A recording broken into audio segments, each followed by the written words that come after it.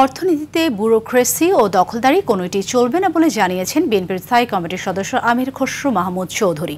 দুপুরে ময়মনসিংহে বাণিজ্য ও বিনিয়োগ সম্ভাবনা শীর্ষক ব্যবসায়ী সম্মেলনে তিনি কথা বলেন। তিনি আরো বলেন, তারেক রহমান মুক্ত রাজনীতির পাশাপাশি মুক্ত অর্থনীতির সুযোগেরও কথাও ভাবছেন।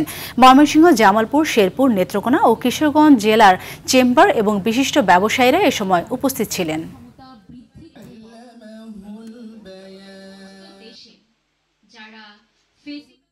আরো পরিষ্কারভাবে জাতির সামনে যে সকল কোমল আমরা জানি যে গতকাল এমন একটি তারেক রহমান সাহেবের নেতৃত্বে উনি রাজনীতিতে যেভাবে মুক্ত রাজনীতির সুযোগের কথা ভাবছেন, অর্থনীতিতে মুক্ত অর্থনীতির সুযোগের কথা ভাবছেন, অর্থনীতিকে গণতান্ত্রিক করার কথা ভাবছেন, অর্থনীতিতে ব্যুরোক্রেসি কিংবা দখলদারি কোনোটাই চলবে না। অর্থনীতিতে মুক্ত রাখতে হবে, বাংলাদেশের প্রতিটি মানুষ যাতে এটা সুযোগ দিতে পারে।